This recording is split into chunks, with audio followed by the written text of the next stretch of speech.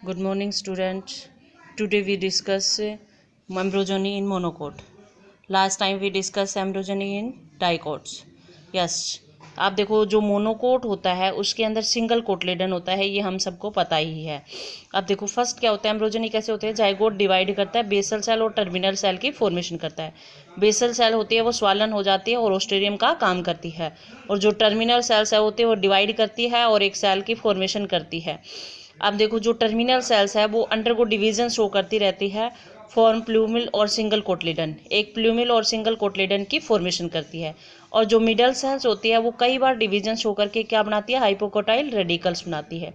लेकिन कुछ सीरियल्स के अंदर प्लूमिल्स और रेडिकल्स होते हैं जो कवर्ड होते हैं सीथ के थ्रू, जिसको हम बोलते हैं क्वाइलोप्टाइल और क्वाइलोरिहीजा। देखो क्या कहा हमने भाई, सेम वैसा ही है, बेसल सेल और टर्मिनल सेल बनेगी, बेसल सेल स्वालन हो जाएगी और फंक्शन एज द होस्टोरियम, और टर्मिनल सेल्स डिवाइड करेगी और ये सेल बनाएगी। उसके बाद क्या कहा, जो ये सिंगल कोटलीडन है इसकी, वही जो मोनोकोट के अंदर जो सिंगल कोटलीडन एक ही कोटलीडन है उसको कोटलीडन नहीं बोलते, क्या बोलते हैं, स्क्लेटम बोलते हैं। The middle cells form many divisions and form hypocotyls and radical. In some cereals plumils and radicals, कुछ cereals के अंदर plumils और radicals covered होते हैं by sheath से, जिसको हम बोलते हैं कोइलोप्टाइल और कोहेलोरेजा। अब देखो नेक्स्ट आता है structure of monocot embryo. Monocot embryo के अंदर एक कोटलीडन होता है और इस कोटलीडन को क्या बोलते हैं, स्क्लेटम, ये तो हमें पता ही है। अब देखो एम्ब्रियोनल एक्सिस होता है वो प्रेजेंट होता है लेटरल साइड में, और जो embryonal axis by scutellum and embryonal axis, अब इस एम्ब्रियोनल एक्सिस के लेटरल साइड पे स्क्लेटम होता है और इसके लोअर एंड में, एम्ब्रियोनल एक्सिस के लोअर एंड में रेडिकल और रूट कैप होता है, और इसके साइड के अंदर होता है, अब जो रेडिकल और रूट कैप होता है वो कवर्ड होता है सीथ के थ्रू, जिसको हम बोलते हैं कोइलोरेजा। और अपर पार्ट, एम्ब्रियोनल एक्सिस का जो अपर पार्ट होता है उसके पास स्क्लेटम और एपिकोटाइल होता है, और उसके पास भी अपेक्स होता है और लीफ प्रोमेनियर होता है जिसको कवर्ड होता है क्लोयोप्लाइड। यानी हमने कहा कि भाई देखो जो स्क्लेटम और एम्ब्रियोनल एक्सिस दो होते हैं, स्क्लेटम साइड के अंदर होता है, एम्ब्रियोनल एक्सिस होता है। एम्ब्रियोनल एक्सिस के ऊपर पर होता है, ऊपर वाले पार्ट पर क्या होता है, एपिकोटाइल, और एपिकोटाइल किसकी फॉर्मेशन करता है, एपेक्स और लीफ प्रोमेनियर, जो कवर्ड होता है कोइलोप्टाइल से। और जो नीचे वाला होता है रेडिकल्स और रूट कैप, जो कवर्ड होता है सीथ के थ्रू, जिसको हम बोलते हैं कोइलोरिहीजा। देखो अब हम देखते हैं इसके एक स्ट्रक्चर देखते हैं जो आप सभी ने ड्रॉ कर रखी होगी, जो मैंने बताई थी। देखो ये रही, क्या है, ये स्क्लेटम है, स्क्लेटम जिसको सिंगल कोटलेडन, ये एम्ब्रियोनल एक्सिस है पूरी। एम्ब्रियोनल एक्सिस के ऊपर वाले पार्ट पर क्या होता है, कोइलोप्टाइल यानी सूट एपेक्स होता है, लीफ प्राइमोडिया होता है, और नीचे वाले पार्ट पर क्या होता है, रेडिकल्स और रूट कैप्स, और जो रूट कैप होता है उसको क्या बोलते हैं, कोइलोरिहीजा, क्या बोलते हैं, कोइलोरिहीजा। ये हमारी स्ट्रक्चर है किसकी, मोनोकोट एम्ब्रियोनी की। स्क्लेटम, स्क्लेटम किसको बोलते हैं बेटा, सिंगल कोटलेडन, जो मोनोकोट के अंदर जो सिंगल कोटलेडन होता है उसको बोलते हैं। ठीक है, अब देखो नेक्स्ट आता है, अब हमारा नेक्स्ट टॉपिक है टाइप ऑफ सीड्स। क्या है, टाइप ऑफ सीड्स, सीड की टाइप है, type of seeds. Type of seeds कौन से होते हैं, एंडोस्पर्मिक सीड्स। एंडोस्पर्मिक सीड्स क्या होते हैं, वो सीड्स होते हैं जो कंप्लीटली पूरी तरह से यूज नहीं कर सकते हैं एंडोस्पर्म का, दैट रिमेन, मतलब कि यूज नहीं कर पाते, कुछ बचा रह जाता है। फॉर एग्जाम्पल जो भी मोनोकोट या व्हीट होते हैं, मोनोकोट, व्हीट, मेज, ये होते हैं एंडोस्पर्मिक सीड्स। क्या होते हैं, जिसमें कंप्लीटली एंडोस्पर्म यूज नहीं होता है एम्ब्रियो डेवलपमेंट के दौरान, कंप्लीटली यूज नहीं होता है एम्ब्रियोनिक डेवलपमेंट के दौरान। अब देखो अब हमें आता है non endospermic seed. Non endospermic seed क्या होते हैं, जिसका दूसरा नाम क्या है, नॉन एल्ब्यूमिनस, और एंडोस्पर्मिक का दूसरा नाम क्या है, albuminous. In this seeds endosperms do not remain, इसमें एंडोस्पर्म्स पूरा का पूरा यूज कर लिया जाता है जब एम्ब्रियो का डेवलपमेंट होता है उसके दौरान, तो उसको बोलते हैं नॉन एंडोस्पर्मिक सीड और नॉन एल्ब्यूमिनस है।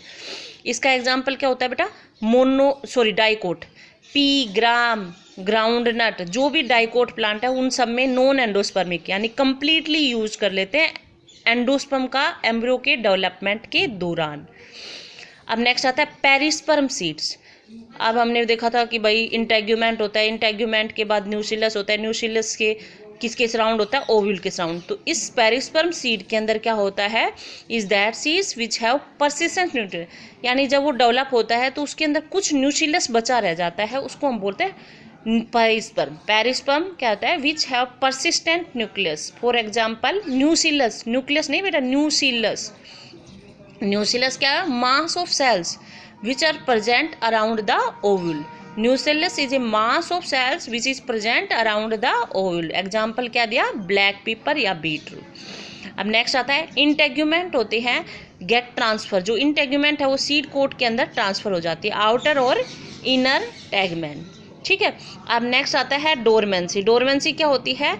ड्राई सीड, जो ड्राई सीड्स होता है या इनएक्टिव सीड होता है उसको बोलते हैं डोरमेंट।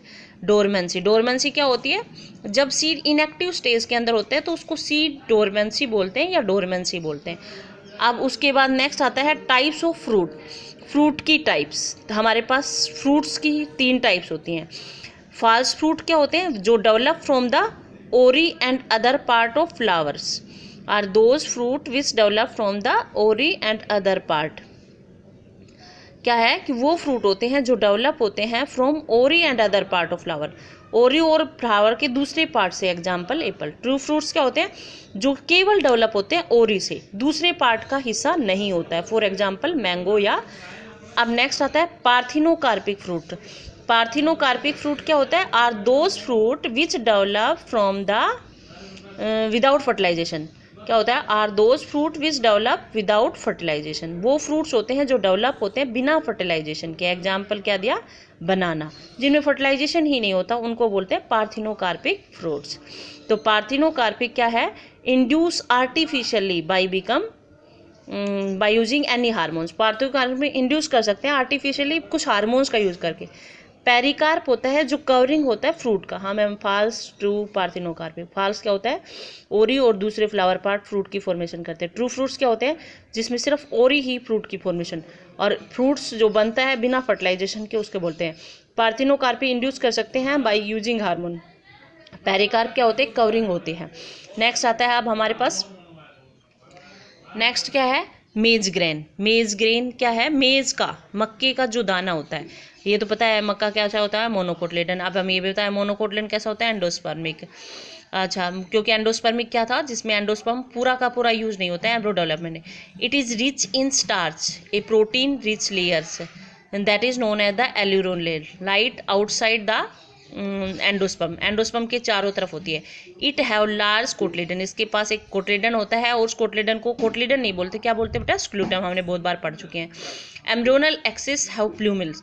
एम्ब्रियोनल एक्सिस के पास क्या होता है? प्लूमिल्स और रेडिकल्स होते हैं। प्लूमिल्स कवर्ड होता है बाय ए सीथ। तो इसके बाद क्या कहा?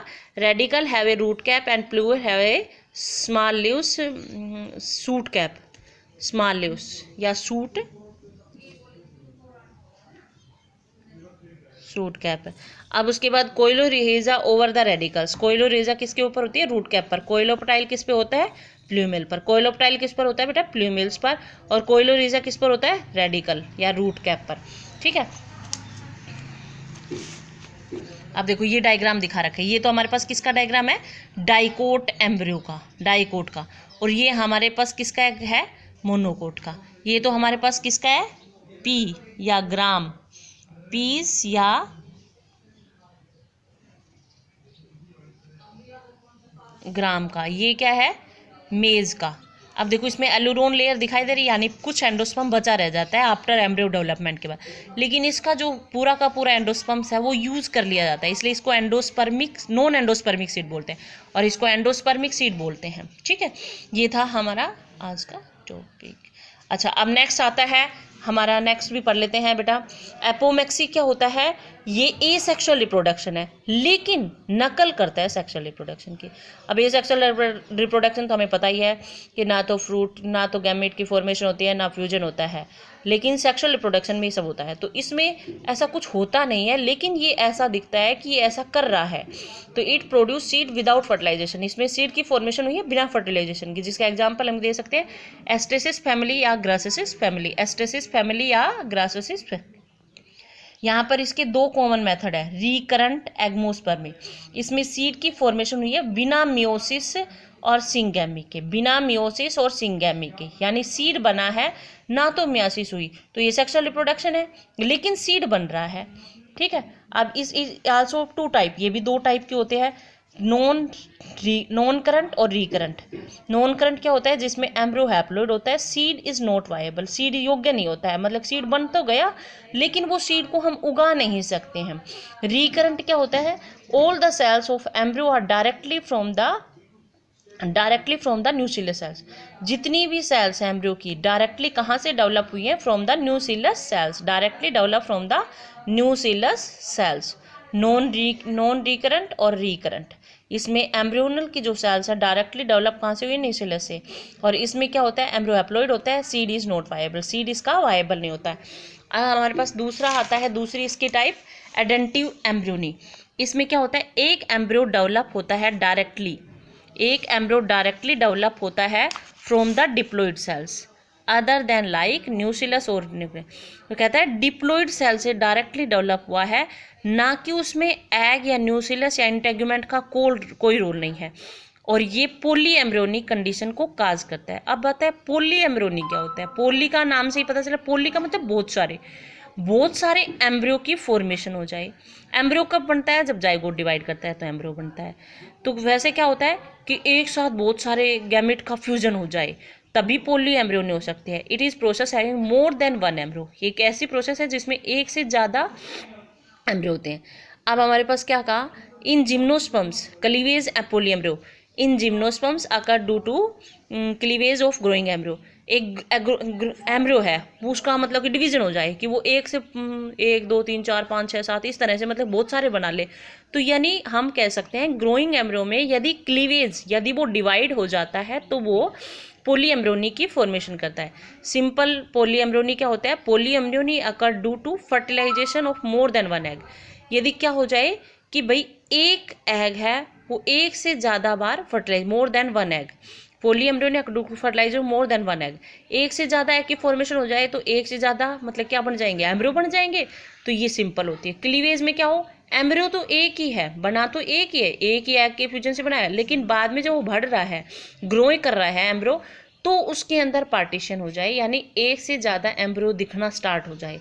जैसे फॉर एग्जांपल जितने भी सिट्रस फ्रूट हैं, जितने भी खट्टे फ्रूट हैं, जैसे आपने देखा होगा नींबू, लेमन, ऑरेंज, इन सब में आपने देखा होगा बहुत सारे क्या होते हैं, सीड्स होते हैं। वो किसके कारण होते हैं बेटा, पोली एम्ब्रियोनी। पोली एम्ब्रियोनी क्या करता है, फर्टिलाइजेशन के मतलब कि फर्टिलाइजेशन क्या होता है, एक से ज़्यादा बार, having more than one embryo, दो से एक से ज़्यादा एम्ब्रियो बना लेता है, उसको पोली एम्ब्रियोनी बोलता है। और एम्ब्रियो के बाद क्या बनता है, सीड ही बनता है। तो इसमें बहुत ज़्यादा सीड्स हो, इट मीन्स वो पोली एम्ब्रियोनी के फॉर्मेशन के द्वारा, पोली एम्ब्रियोनी प्रोसेस के थ्रू हुआ है। तो ये था हमारा जो कौन सा chapter second, sexual reproduction in flowering plant. Next tomorrow we study